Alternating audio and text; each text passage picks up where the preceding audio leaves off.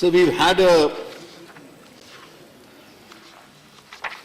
very long and a very fruitful, detailed discussion on the union budget, as it indeed should be during the budget session. And during the course of this discussion, almost all issues which concern the Indian economy have been brought forward and raised by the honourable members. Now the House, its sitting has been divided into two parts, and the discussion started in the first part of the budget session and has spilled over to the second part. And a lot of intervening events have also taken place, which are both of political and economic significance itself. And obviously, when the debate was initiated, and even towards the later part, a lot of honourable members got an opportunity which earlier, because of the disturbance in the last session, was not possible, to discuss threadbare the issue of demonetization and express their views on this. So the government fully stands by the decision that was taken by the government on the 8th of November 2016 as some decision which was eminently required in the larger interest of the Indian economy. We in the government do believe that in the last 7 decades, we have increasingly become, in terms of taxation, largely a non-compliant society. A society in which finding ways and methods of bypassing both the direct and indirect tax system had almost become a regular function. And it is not one trade or one group that one can blame. This had almost become a part of our lives itself. One of my own first reactions after demonetizations in a public function was that when Indians go to buy property, and this has happened over the last 7 decades,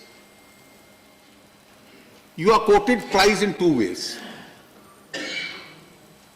When in businesses books of accounts are maintained, there are 2 separate adjectives which are being used as to which is the formal accounting system, what is the informal accounting system.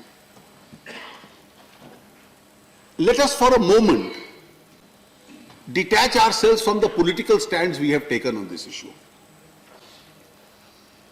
In the current year, which expires on the 31st of March, as against a budget estimate of 16,25,000 crores, we have now put an estimate of 17 lakh crores as a possible tax collection this year, which is 8.5 lakh crores direct tax, 8.5 lakh crores indirect tax. That is the current estimation. I don't want an answer from anybody, but let each one of us, हम में से हर आदमी एक mental एक figure कर ले कि अगर टैक्स कंप्लायंसेस प्रॉपर हो इस देश में, तो ये जो डायरेक्ट टैक्स 8.5 लाख करोड़ है और इनडायरेक्ट टैक्स इस साल 8.5 लाख करोड़ है, ये संख्या कितनी होनी चाहिए। और आज इसमें से एक हिस्सा राज्यों को जाएगा, फिर हम ऋण लेंगे, विल डू मार्केट बोरोइंग्स, और वो मार्केट बोरोइंग्स करके जो नेक्स्ट जनरेशन है उसके ऊपर उधार छोड़ के जाएंगे। कि हर देश में जो सरकार बनती है वो सरकार यही कहती है कि देश में हर सरकार यही कहती है कि पिछली सरकार मुझे ऋण में छोड़ गई। जितने भी अभी नए हाल ही 5 राज्यों के चुनाव हुए, हर मुख्यमंत्री की ये समस्या स्वाभाविक रहती है। और अगर ये टैक्स नॉन कंप्लायंस ये केवल केंद्र की समस्या नहीं है, राज्यों की भी समस्या है, तो इस व्यवस्था को अगर ठीक करना है और इसको दूर करना है, तो क्या क्या रास्ते हम लोग अपना सकते हैं। और एक स्वाभाविक परिस्थिति थी कि देश की जीडीपी का 12.2% हिस्सा कैश करेंसी में हो, पूरे दुनिया में कहीं किसी देश में नहीं है। उसमें से 86% हाई डिनोमिनेशनल करेंसी में हो। और स्वाभाविक है कि जब कैश की व्यवस्था, जो अर्थव्यवस्था कैश के आधार पर ज्यादा घूमती है, तो जो समस्याएं कैश पैदा कर सकता है वो स्वाभाविक रूप से वो पैदा करेगा। चिदंबरम साहब नहीं है इस वक्त, लेकिन उन्होंने एक तर्क उठाया, despite demonetisation crime will still take place, corruption may take place, there may be fake currency, there may be terrorist incidents, there may be tax evasion. Of course, crime will continue as long as humanity continues. But the question we have to ask ourselves is cash a facilitator of that crime or not? And if it's a big facilitator of that crime, must we keep adding in the economy the component of cash, particularly when alternate avenues of running the economy are available? And therefore, if a large part of your economy can move towards banking transactions, if workmen can be paid salaries through the proper channel, their interest in getting social security schemes implemented to them will also increase. If school teachers are paid, then no management will be able to have one amount given and another amount signed. If school fees can be paid, now these are all legitimate expenditures which can be done through a digital or a banking transaction. And therefore, a shock was necessarily required to be given into the system. Now, when this was done, the first two reactions, जो पहले दो reactions आए, मुझे रामगोपाल जी का भी भाषण याद है कि उन्होंने पहले दिन भाषण में हमें कहा था उत्तर प्रदेश के गांव में मत जाना, लोग आपको ढूंढेंगे। अब वो मतदाताओं को ढूंढ रहे थे इस बार।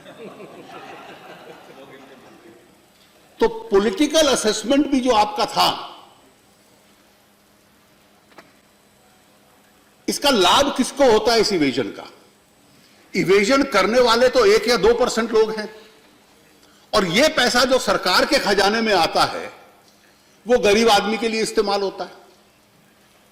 और इसलिए उस गरीब आदमी को जब इसका लाभ मिलेगा, अगर सरकारी खजाना बढ़ता है, हम रोज यहां मांग करते हैं, अब कहा गया कि लोन वेवर कर दो, देश की सुरक्षा के लिए ज्यादा खर्च हो, ग्रामीण क्षेत्रों के लिए ज्यादा खर्च हो।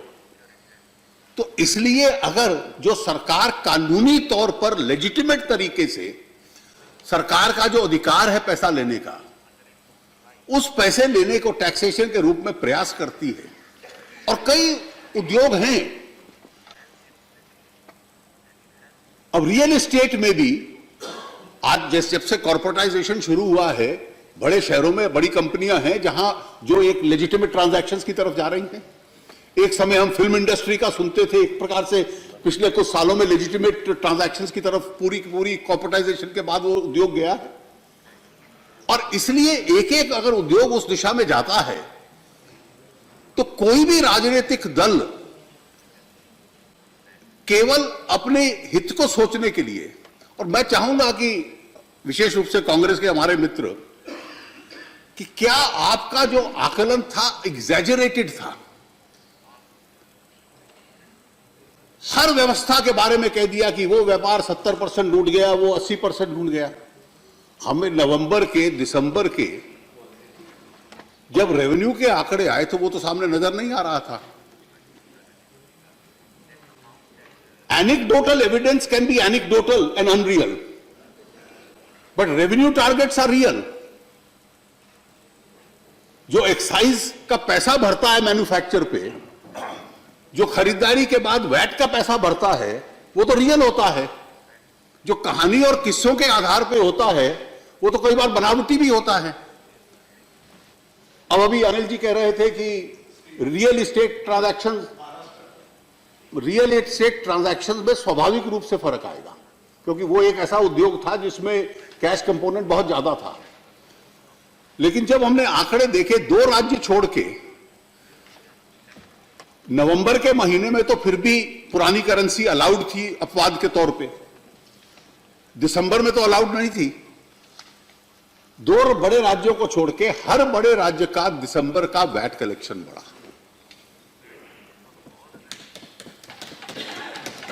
ये तो कंप्यूटराइज्ड डेटा है।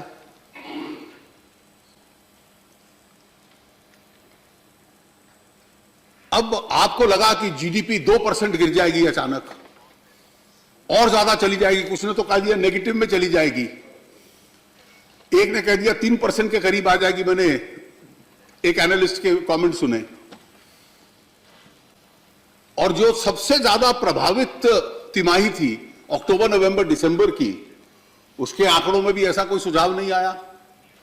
तो पहली बार इस देश में एक तर्क, जो पार्टी ने 50 साल जिस देश पे हुकूमत की हो, कि इस देश की सेंट्रल स्टैटिस्टिकल ऑर्गेनाइजेशन के फिगर्स डाउटफुल हैं, यह तर्क एक नया पैदा कर दिया। देखिए, ये बात ठीक है, कुछ प्रश्न उठाए गए, शंकाएं थी, आंकलन की बात है, एक आपका दृष्टिकोण है, पर वास्तविकता ये है कि जो टैक्स कलेक्शन बढ़ा है, बैंकों में पैसा जमा हुआ, उस पर टैक्स भी आया है, एक वास्तविकता है, उसको हम नहीं उस पर बहस करते। पर यह भी एक वास्तविकता है कि आपने पुराने नोट की पेमेंट यूटिलिटीज़ में, रेलवेज में, पेट्रोल पंप्स पे, बिजली के बिल के भुगतान के लिए आपने उसकी अनुमति दी, तो इसलिए वो बढ़ा है। और ये भी बात ठीक है कि देखिए, ये प्रोविजनल है आपका जीडीपी का नंबर, मैं इसमें ये बहस का विषय नहीं है। हम आंकड़ों पे, जीडीपी फिगर्स पे डाउट नहीं करते। एक सेंट्रल स्टैटिस्टिकल ऑर्गेनाइजेशन भारत की ऐसी है, उसकी जो प्रतिष्ठा है, विश्वसनीयता है, उस पर हम प्रश्न चिन्ह नहीं लगाना चाहते। पर सवाल, उन्होंने स्वयं ये बात को कहा है कि अभी तक इनफॉर्मल सेक्टर का, इनफॉर्मल इकोनॉमी का, असंगठित क्षेत्र पे टीसी आनंद का ये बयान है कि इसका क्या प्रभाव पड़ा है, वो जून महीने तक हमको उसकी जानकारी मिलेगी, उसके बाद हम अंतिम आंकड़े देंगे, तो उसका इंतजार कर लें। ये कहे कि कोई प्रभाव नहीं हुआ, ये उचित नहीं है। ओके। देश में जो पैसा अनोनिमिटी के साथ, गुमनामी के साथ, बिना किसी हिसाब किताब के, बिना किसी टैक्स पेमेंट के समाज में घूमता था, आज बैंकों में पहुंच गया, उस पैसे की ओनरशिप तय हो गई। उसमें जिन लोगों का डिपॉजिट और उनका इनकम प्रोफाइल मेल नहीं खाता, आज उनकी जवाबदारी हो गई, वो टैक्स नेट के अंदर आने लग पड़ा। और मैंने इस बार बजट के अपने भाषण में आंकड़े दिए थे कि इतना बड़ा हम देश चला रहे हैं, हम अपनी इस परिस्थिति, जो मैंने जब कहा नॉन कंप्लायंट, आज इस देश में, उसका एक उदाहरण ले लीजिए। 2.5 लाख रुपए तक इनकम टैक्स नहीं है, फिर 2,500 रुपया टैक्स की छूट है, तो आज 5% हो गया, यानी 3 लाख तक कोई टैक्स नहीं, उससे ज्यादा थोड़ा डिडक्शंस मिल जाती हैं। तो 5 लाख तक जिसकी इनकम है, वो न या बहुत थोड़े टैक्स में, पर वही 5% दर है, वो टैक्स देकर अपना काम कर लेता है, नेग्लिजिबल टैक्स पे। 5 लाख से ऊपर लोगों का हमने हिसाब लगाया तो 125 करोड़ के देश में 76 लाख लोग केवल टैक्स देते हैं। उस 76 लाख में से 61 लाख वो हैं जो वेतनभोगी हैं।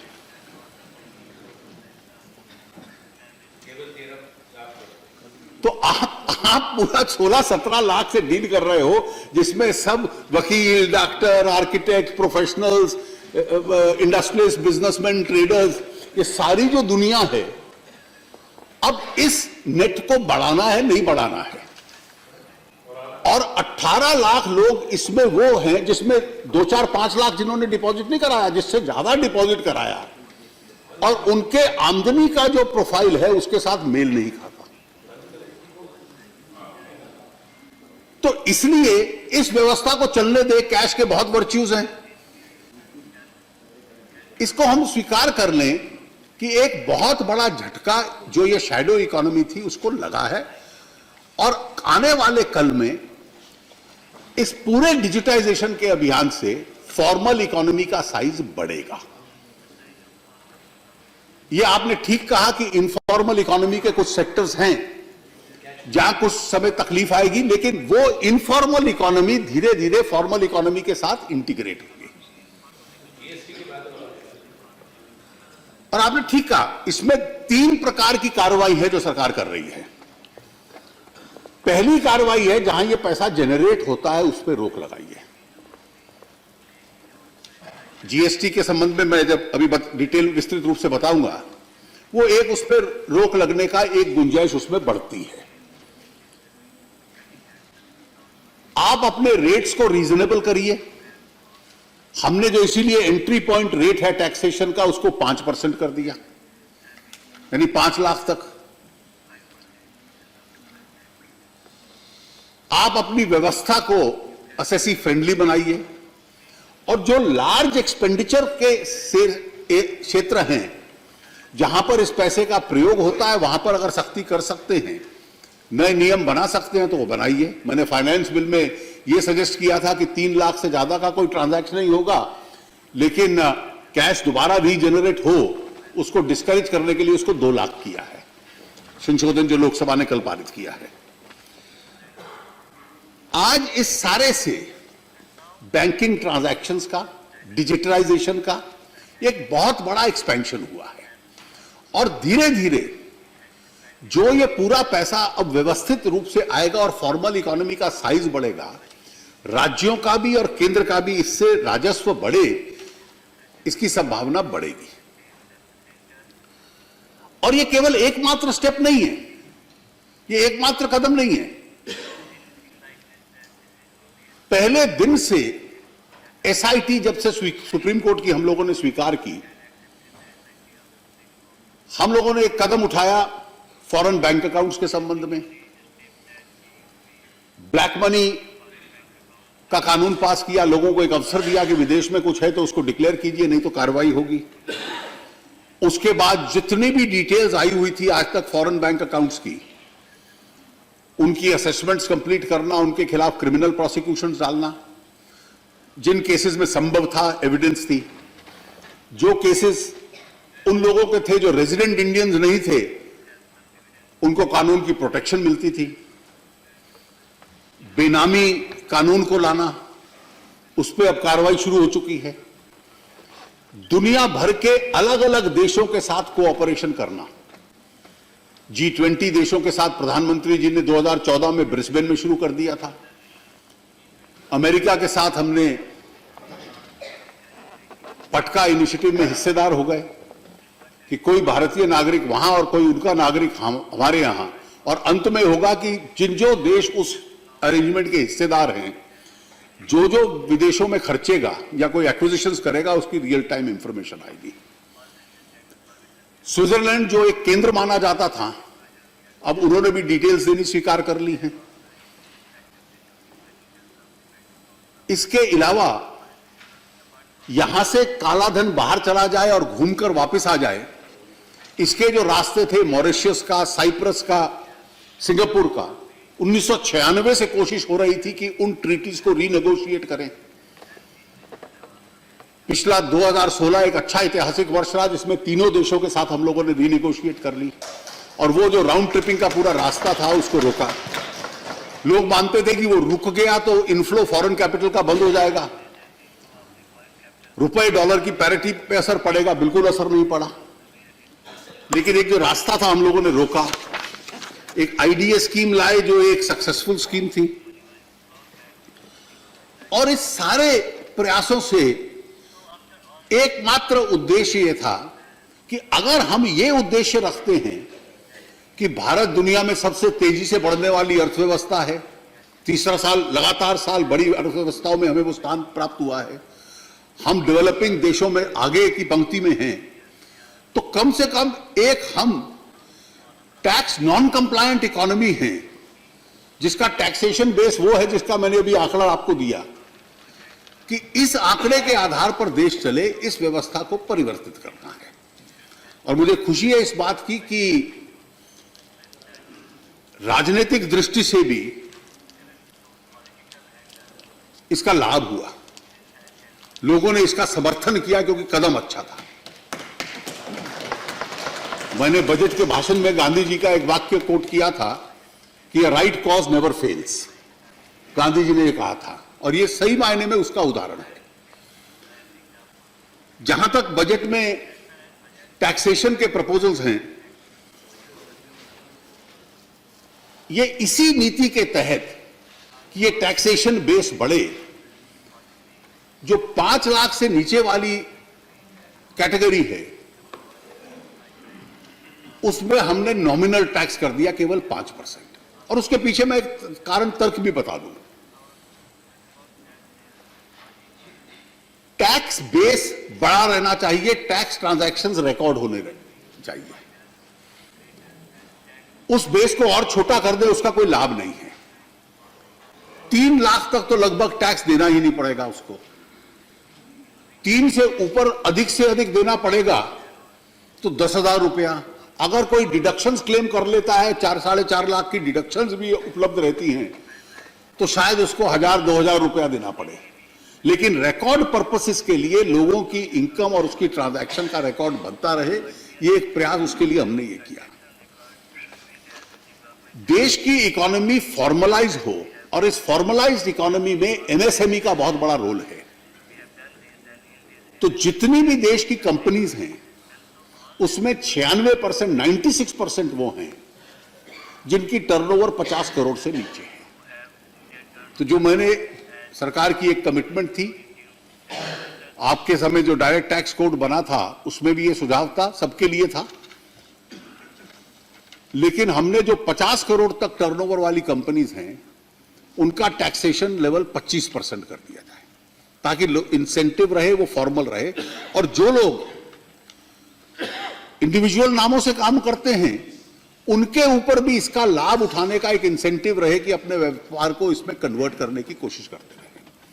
पिछले साल भी अफोर्डेबल हाउसिंग को हम लोगों ने काफी राहत दी थी, इस बार भी दी।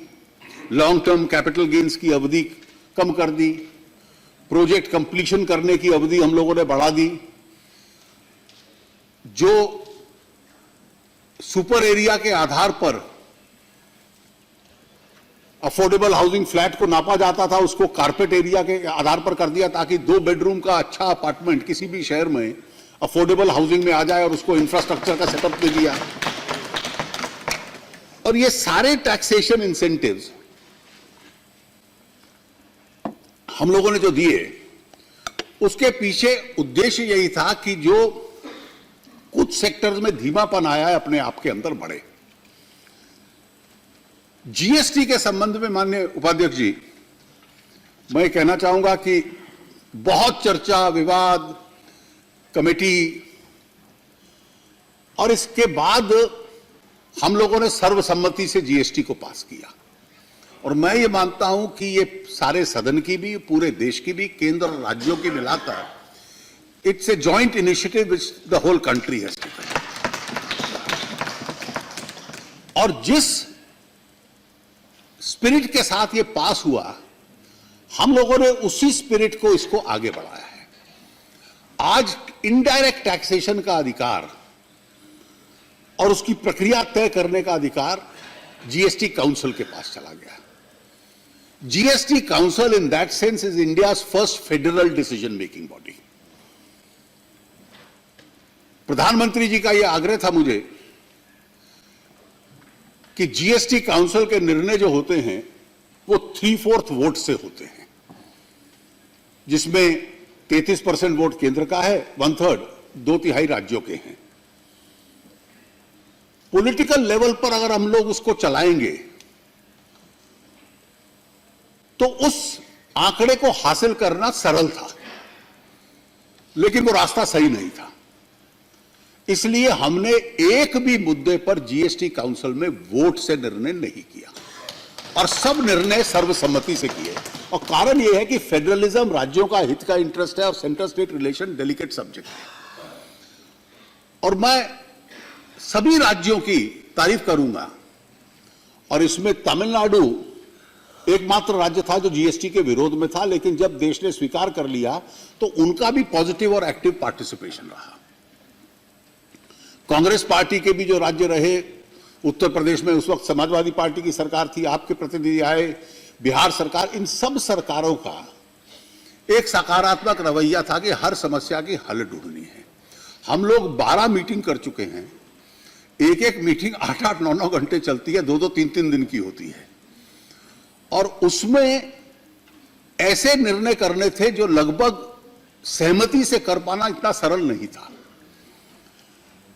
लेकिन हर निर्णय अंत में सहमति के साथ हुआ और एक भी स्थान पर हमें वोट डालने की आवश्यकता नहीं पड़ी। और उसमें केवल 2 प्रोसीजरल चीजें इंपॉर्टेंट बाकी हैं। उसमें जो सिद्धांत थे जिस पे हम तय करेंगे वो प्रिंसिपल्स तय हुए। एक बहुत कठिन निर्णय थे। अब एक निर्णय था कि जो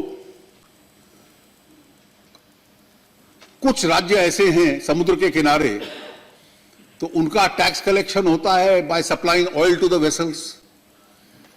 अब स्ट्रिक्टली स्पीकिंग वो जो टेरिटरी है समुद्र की, वो स्टेट की टेरिटरी नहीं आती, वो केंद्र की टेरिटरी आती है। तो राज्यों से कैसे वो छीना जाए, अब ये इसके ऊपर कानूनी रास्ता ढूंढना ताकि राज्यों को का रेवेन्यू कम ना हो। अब एक सबसे बड़ी समस्या आज भी है जो कभी ना कभी देश को सोचनी पड़ेगी कि टैक्स एक हो जाएगा, लेकिन एक ब्यूरोक्रेसी केंद्र की है, एक राज्य की है, तो कभी क्या इसकी फेडरल ब्यूरोक्रेसी टैक्सेशन की बनेगी। अब दोनों के बीच में अधिकार क्षेत्र का बंटवारा कैसे होगा, और यह बंटवारा भी जो सिद्धांत हम लोगों ने तय किए वो सर्वसम्मति से कर लिए। 5 कानून ऐसे हैं जो जीएसटी काउंसिल ड्राफ्ट करेगी, जिनमें से 4 केंद्रीय संसद को स्वीकार करने पड़ेंगे और 1 सभी विधानसभाओं को स्वीकार करना पड़ेगा। पहला है सेंट्रल जीएसटी सीजीएसटी का, दूसरा है आईजीएसटी का, तीसरा है जो 5 वर्षों तक राज्यों को जो किसी को घाटा होता है तो उसको मुआवजा देने का, कॉम्पेंसेशन का, और जीएसटी में जो 2 यूनियन टेरिटरीज हैं दिल्ली और पुडुचेरी, जिनकी स्टेट असेंबली है वो शामिल है, लेकिन जो 4 अन्य यूनियन टेरिटरीज हैं वो सेंट्रल टेरिटरीज हैं, तो उनके लिए एक यूटी जीएसटी लॉ होगा। और राज्यों को जो स्टेट जीएसटी लॉ होगा, एसजीएसटी, जो सीजीएसटी लॉ का एक प्रकार से रेप्लिका है, हर राज्य को पारित करना पड़ेगा। हम लोगों ने जो कानून संविधान संशोधन पारित किया था वो 16 सितंबर 2016 को नोटिफाई किया था, और उस कानून के तहत 1 साल की अवधि मिलती है ट्रांसफर की, स्विच ओवर की, और अगर हम स्विच ओवर नहीं कर पाते हैं तो संविधान संशोधन में उसकी कोई गुंजाइश नहीं है बढ़ाने की। तो इस साल 15 सितंबर के बाद टैक्सेशन इकट्ठा करने की, कलेक्ट करने की जो लीगल एंटाइटलमेंट है वो अपने आप में समाप्त हो जाती है। So the alternative system has to come into place before 15 September, और एक इसलिए डेडलाइन भी थी। और इसी वजह से दिनों दिन बैठे, और जो ऑफिसर्स थे राज्यों के और केंद्र के, जिनकी एक लीगल कमेटी थी जो इसकी ड्राफ्टिंग बेसिक करती थी, वो कई दिन पूरी रात बैठती थी, और पांचों के पांचों कानून एक एक शब्द, एक एक फुल स्टॉप कॉमा सर्वसम्मति से सभी राज्यों ने और केंद्र ने उसको स्वीकार किया, और कई दिनों तक उस पर चर्चा हुई। और इसका दूसरा पॉजिटिव इस दिशा की जो चर्चा थी, it was a great exercise in deliberative democracy, कि एक भी इश्यू ऐसा नहीं था जिस पे कोई राज्य या केंद्र राजनीतिक लाइंस के ऊपर किसी ने अपनी लाइन ली हो। कई बीजेपी के फाइनेंस मिनिस्टर्स थे, वो मेरे प्रपोजल का विरोध करते थे, कांग्रेस वाले समर्थन कर देते थे। कई बार दो कांग्रेस के फाइनेंस मिनिस्टर्स का आपस में अलग अलग व्यू होता था।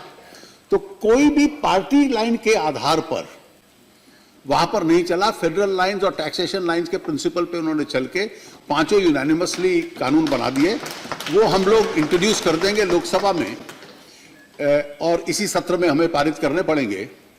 और उन कानूनों के बाद 9 बायलॉज बनने हैं। 5 अप्रूव हो चुके हैं, 4 अप्रूव हो चुके हैं, 5 और हम 31 तारीख को शायद उसके ड्राफ्ट फाइनलाइज हो गया, उसको कर लेंगे।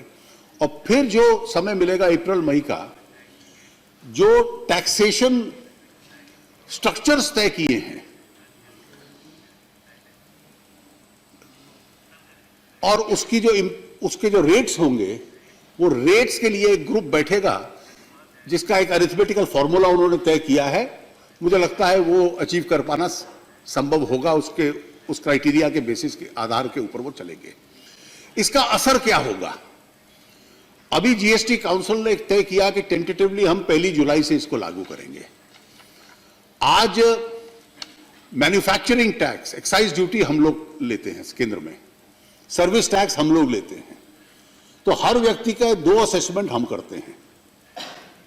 ये दोनों असेसिंग ऑफिसर्स के पास हो जाता है, वैट राज्यों के पास जाता है, फिर एक परचेज टैक्स के लिए कुछ राज्य जाते हैं, कोई जो इंटरस्टेट टैक्स होता है उसके संबंध में उसका असेसमेंट होता है, उसके बाद कहीं एंट्री होती है तो ऑक्ट्रॉय में उसका असेसमेंट होता है, लग्जरी टैक्स का होता है।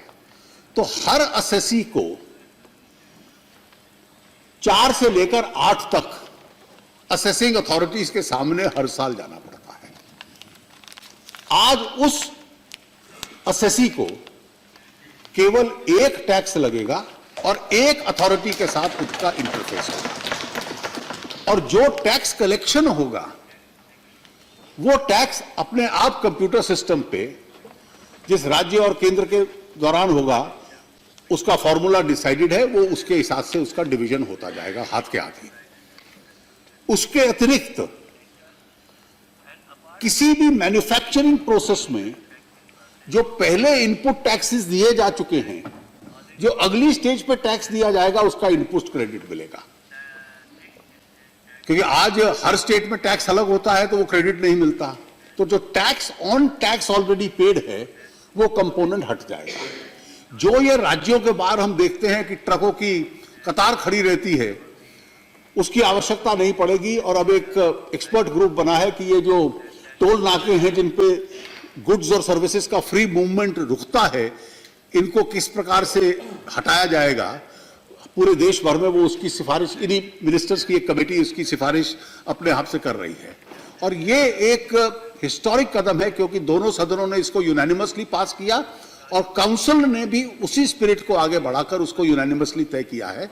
और इस वर्ष आज के बजट के साथ इसका लिंक ये है कि जो भी इनडायरेक्ट टैक्सेस हम अप्रूव कर रहे हैं, शायद वो उस दिन तक चलेंगे जिस दिन तक जीएसटी नहीं आएगा। जब जीएसटी आएगा तो वो अपने आप में स्वाभाविक रूप से समाप्त हो जाएंगे।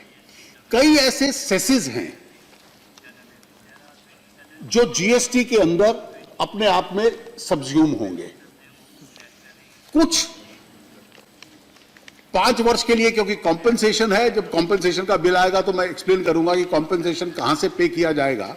उसकी उन्होंने प्रक्रिया, जो लग्जरी और सिन प्रोडक्ट्स हैं उस पे जो हाई रेट ऑफ टैक्सेशन है उसके टैक्स को 28% तक रखेंगे और उसका जो एक्स्ट्रा पोर्शन है वो उस कॉम्पेंसेशन फंड में 5 साल के लिए इस्तेमाल होगा और 5 साल के बाद टैक्स के अंदर सबस्यूम होगा। एक प्रक्रिया जो काउंसिल ने तय की है। अध्यक्ष जी, इसके अलावा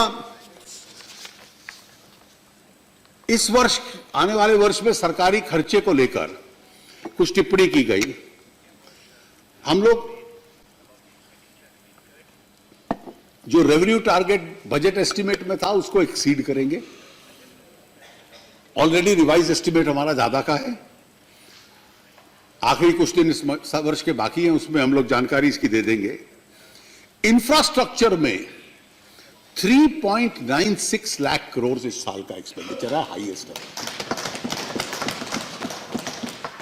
एग्रीकल्चर और रूरल डेवलपमेंट 1.86 लाख करोड़ है, सोशल सेक्टर्स में 1.95 लाख करोड़ है, एजुकेशन और हेल्थ अकेले में 1.3 के करीब है लाख करोड़। और ये अपने आप में, क्योंकि रेवेन्यू हर साल बढ़ता है तो इसलिए जो सरकार की अफोर्डेबिलिटी उस रेवेन्यू में रहती है, फिस्कल डेफिसिट का जो इस साल का 3.5 का टारगेट था उसको मद्देनजर रखते हुए इसको बढ़ाया गया। अगले साल उसको 3.2 करने का हम लोगों ने एक टारगेट रखा है। SC/ST सब प्लान के बारे में कुछ ऑब्जर्वेशंस आए थे। प्लान और नॉन प्लान का मर्जर होने के बाद कोई भी उस फंड पे असर नहीं पड़ेगा, क्योंकि वो फॉर्मूला वही रहेगा जो SC/SC एक्सपेंडिचर का था। इस बार SC का एक्सपेंडिचर जो पूरा अलग अलग हेड्स में हमने किया है 34.9% उसको बढ़ाया है, ST को 32.9% बढ़ाया है, इसलिए उसको कम करने का कोई गुंजाइश नहीं है। एक तर्क बार बार जयराम जी ने भी दिया उसको कि इस पीरियड में इतनी GDP थी, इस पीरियड में इतनी GDP ग्रोथ थी। Now, GDP growth depends on several factors. It can depend on domestic factors, it can also depend on the overall international environment. If we look at the pre-91 stage, our growth rates were very marginal. They started picking up significantly post-91. 2003 to 2008 globally was a boom period. And in a boom period, when the world does well, everybody flies with the world. So the global tailwinds also give you a push. What do you do when the global situation becomes adverse and hostile? And last 3 years has been extremely challenging as far as the world is concerned.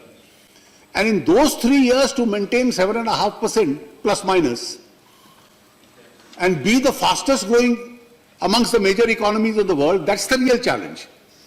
When the going is good, everybody is at his best. It's only when the going is challenging that your real test is determined. Very good. Yes, I agree with you that when tailwinds are there, you do very well. But the fact is there were strong headwinds in 2008-9. But 10, 11, 11, 12, we still did well. So it's a continuum, there are ups and downs. So I expect that grace, that what good was done and achieved should also be acknowledged. That is also in the interest of the country, so that this impression does not go, which is created. Now we are not having elections, that what was achieved during bad times earlier should also go on record. Otherwise, this is not a question of debate between us and you. We compliment what is being achieved, but also have the grace to compliment what was achieved earlier.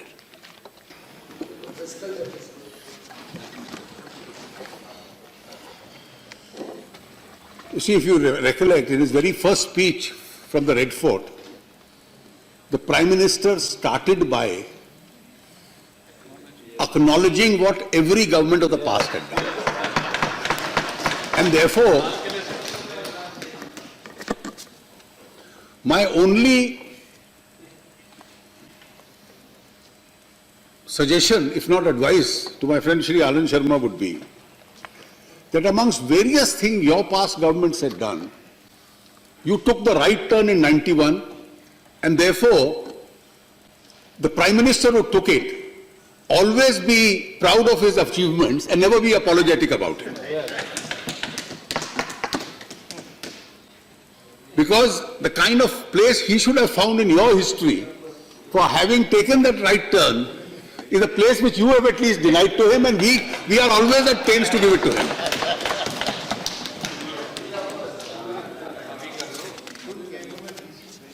Sir, there have been, this year will go down significantly because we have advanced the date of the budget, and we hope that the budget is passed and we complete the financial exercise by the 1st of April, so that we are in a position to even give money to the states so that everybody is in a position to start spending from 1st April, rather than wait for the monsoons to get over and start the expenditure in the later part of the year. As I said, the plan, non-plan expenditure distinction has been done away with. The railway budget has been merged.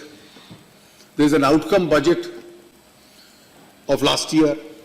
And I think this year will also be important that the indirect tax proposals will be only for part of the year, because then the GST will take over. And hopefully this will impact on the budget making exercises in the future years. So there are one or two important points I wish to mention. One is with regard to the electoral reforms. What we have done in the budget is to just give the outline. और outline ये है कि 70 वर्ष बाद हम कोई ना कोई प्रक्रिया लाएं जिसमें पॉलिटिकल फंडिंग क्लीन हो पाए।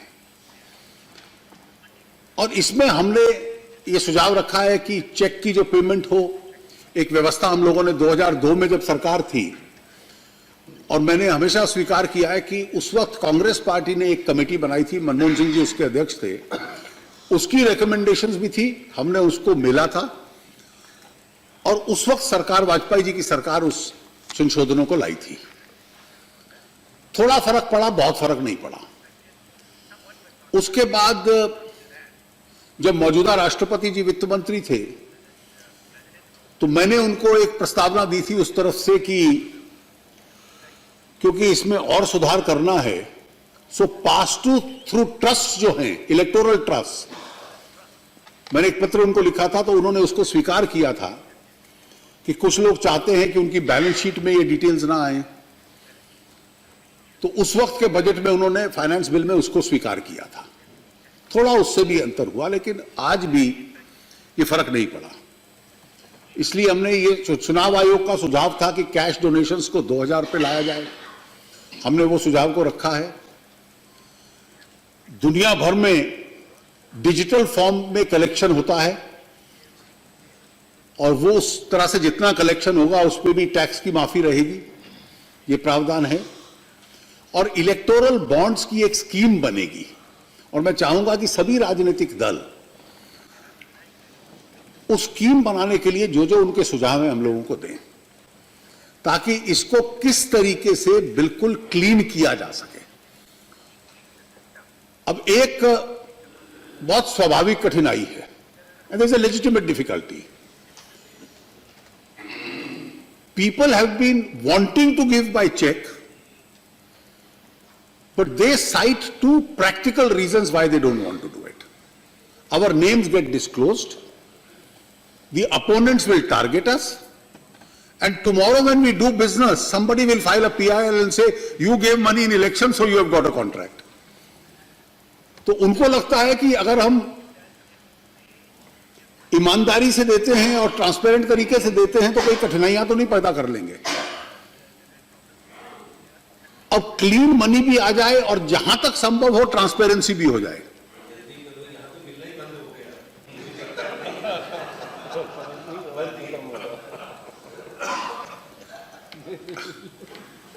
तो इसलिए ये दोनों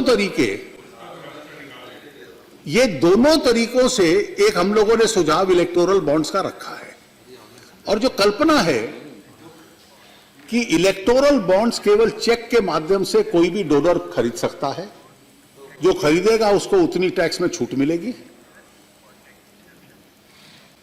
खरीदारी के कुछ समय के भीतर, छोटे समय में 3 या 4 सप्ताह में वो रिडीमेबल होगा, केवल पॉलिटिकल पार्टी के अकाउंट में होगा, और केवल हर पार्टी का एक अकाउंट होगा जो प्री डिक्लेयर्ड होगा इलेक्शन कमीशन में, इसमें रिडीमेबल होगा। तो पार्टी के हाथ में भी क्लीन पैसा आएगा, देने वाला भी क्लीन पैसा देगा। किसने कितने का खरीदा है ये तो बैंक में पता होगा, लेकिन उसमें किस किस को कितना दिया है ये केवल उसको पता होगा। और ये जो आनंद जी अभी समस्या बता रहे थे, इसमें आपको भी लाभ होगा, जो विपक्ष में है उसको लाभ होगा। और इसलिए सरकार में रहकर ऐसा कानून बनाना कि जिसमें विपक्ष को भी मिलता रहे, इसके लिए बड़ा दिल चाहिए। तो मैं चाहूंगा कि इसकी जो स्कीम बनाएंगे हम लोग इनकम टैक्स एक्ट के तहत, इस स्कीम में क्योंकि सभी राजनीतिक दलों का इसमें अपना अपना अनुभव है, तो अपने सुझाव हम लोगों को भेज दें, मिलकर भी बतला दे, ताकि इसकी स्कीम ऐसी बन जाए जिसमें क्लीन फंडिंग की गुंजाइश देश के अंदर बढ़ जाए। और यह मुझे लगता है कि अगर हम लागू कर पाते हैं तो क्लीन पॉलिटिकल फंडिंग के लिए एक बड़ा कदम आगे बढ़ सकता है। कृषि के संबंध में मैंने ऑलरेडी अभी बतलाया कि कृषि में भी हमने साधन बढ़ाए हैं, रूरल डेवलपमेंट में भी बढ़ाए हैं, मनरेगा को भी बढ़ाया, क्योंकि जब फसल में कमजोरी रहती है तो इसलिए जो लेबर है उसको अन्य तरीकों से पैसा मिलते रहना चाहिए। और एक बहुत एम्बिशियस कार्यक्रम हम लोगों का सरकार का है कि जिसके माध्यम से ग्रामीण क्षेत्रों में अधिक से अधिक साधन जाएं, इलेक्ट्रिफिकेशन के माध्यम से, रूरल रोड्स के माध्यम से, इरिगेशन के माध्यम से, रूरल हाउसिंग के माध्यम से, कि जिसमें एनिमल हस्बेंड्री की उद्देश्य यह है कि ग्रामीण क्षेत्रों में लोगों की आमदनी और आय बढ़ पाए। बार बार एनपीएस का जिक्र आता है। एनपीए को की समस्या को हम सरल तरीके से अर्थ समझ लें। ये एनपीएस कोई हजारों लाखों कंपनियों के साथ जुड़े हुए विषय समस्या ऐसा नहीं है। ये 20 या 30 बड़े अकाउंट्स के साथ जुड़ा हुआ विषय है। और ये बड़े अकाउंट्स कोई इस सरकार के कार्यकाल में क्रिएट नहीं हुए, पहले के हैं। बढ़ इसलिए रहे हैं क्योंकि ब्याज बढ़ रहा है, पेमेंट आप वापस करोगे नहीं और ब्याज बढ़ता जाएगा, तो इसलिए वो बढ़ रहा है। क्यों बढ़े, उसका हम लोग कारण भी समझ लें।